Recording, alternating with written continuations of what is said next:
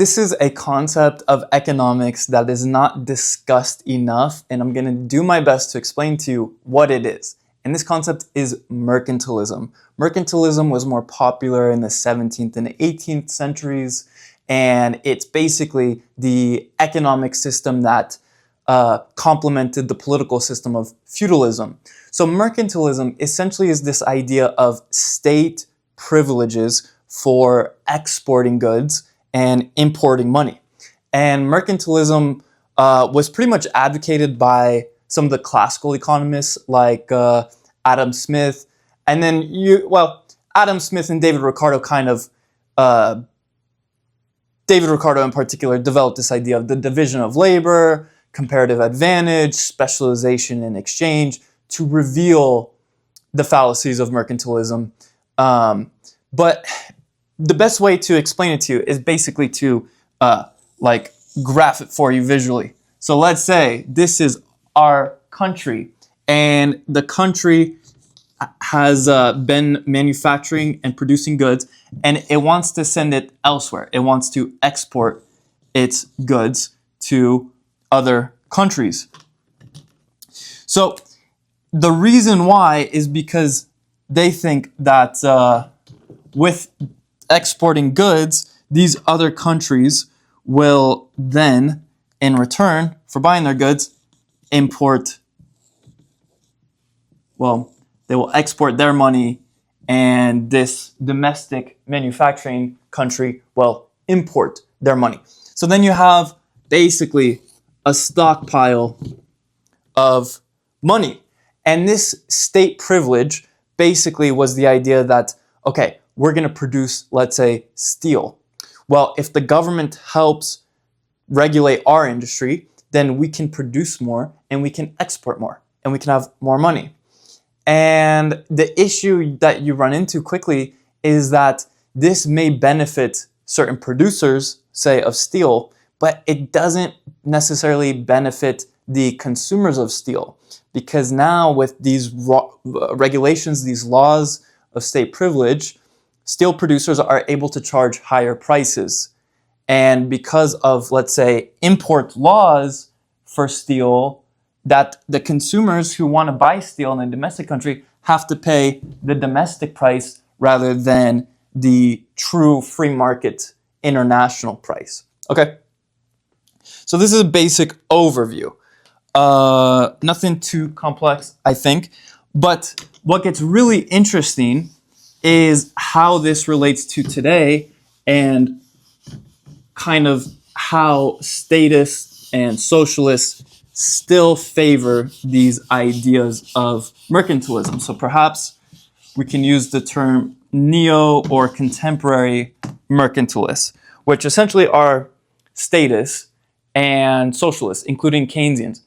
I'm saying a lot of words, but let me explain.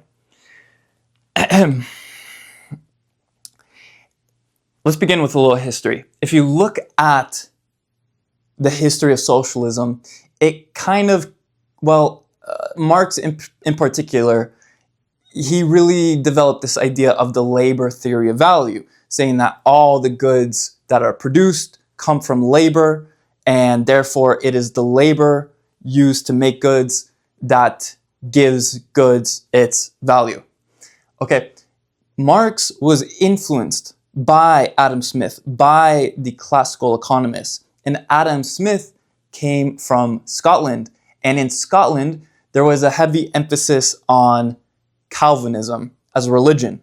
Okay, then you have the continental European schools of economics, which include the 18th century French physiocrats, but before that, the 16th century Spanish scholastics. And the religion of the scholastics was Catholicism.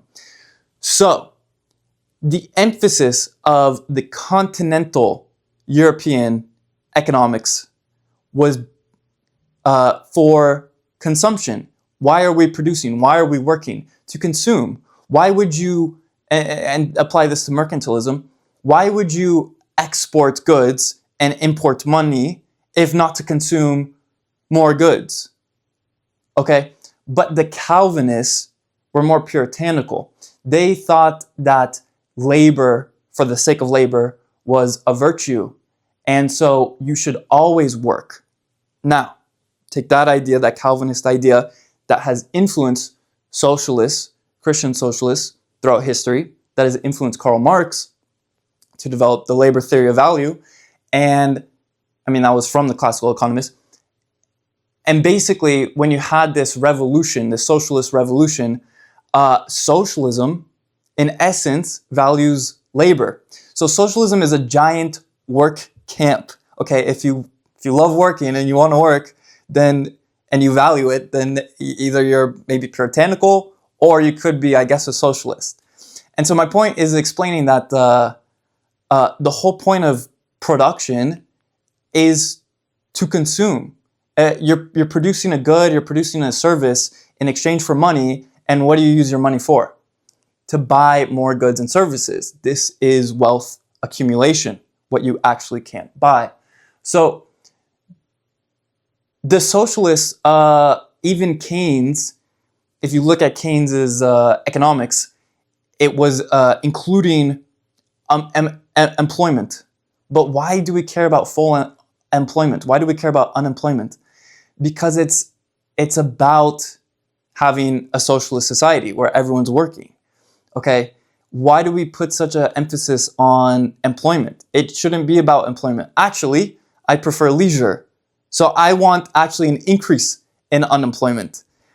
Obviously, I don't want the destruction of society. I don't want people to become impoverished. But the whole idea that employment doesn't produce wealth. Look, let's just say this is a hole. Okay, and let's say I pay someone money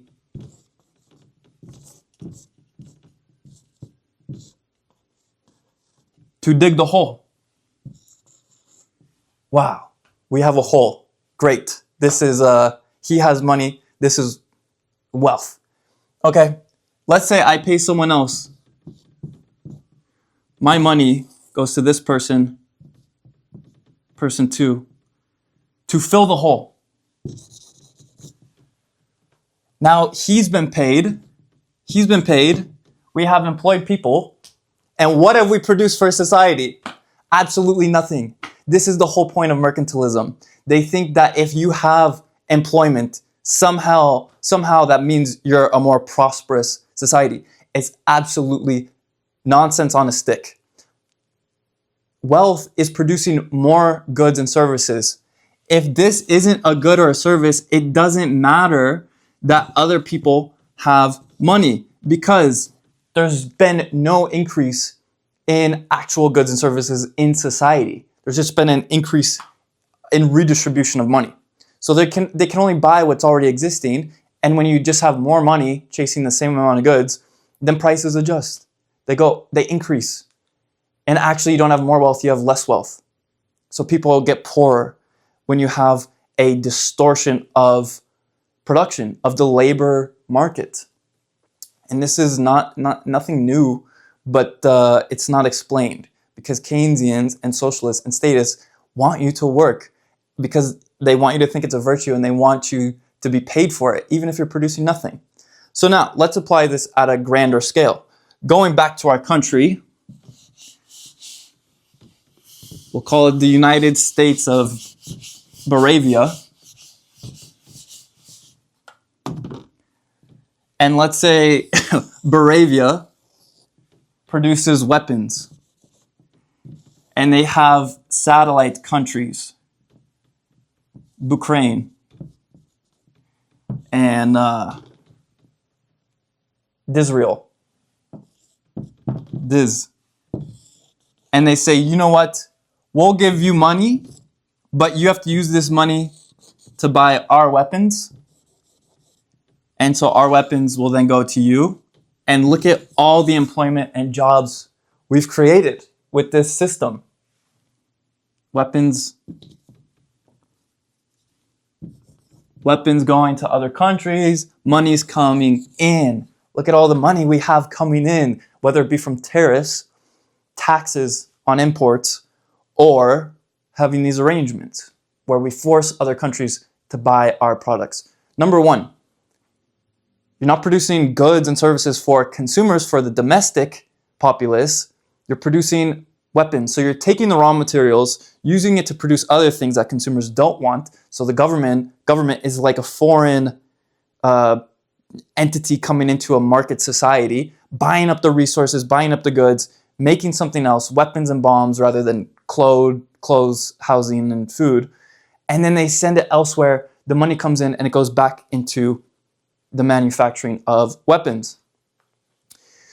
So consumers aren't better off because now you have the weapon manufacturers having more money available to go into the market, buy the goods they want. And so the regular consumers have to face now increased prices. And this money is pretty much printed, by the way, by the Federal Reserve to produce the weapons or to send to the other countries so that the other countries can rebuy their manufactured weapons. So this is like the neo-mercantilist process. And it's like, isn't this good for us? They use these collective terms, us. Isn't it good for the GDP? No, it's not good for me. It's not good for the average middle-class American because it's a redistribution of wealth and it's a recombination, a reformulation of what's actually being produced in society. So you have more people making weapons and bombs to use for other countries to make money rather than building actual goods and services, actual wealth for your domestic country. But governments love this. They love this because they can get rich, especially US of B, whatever this country is.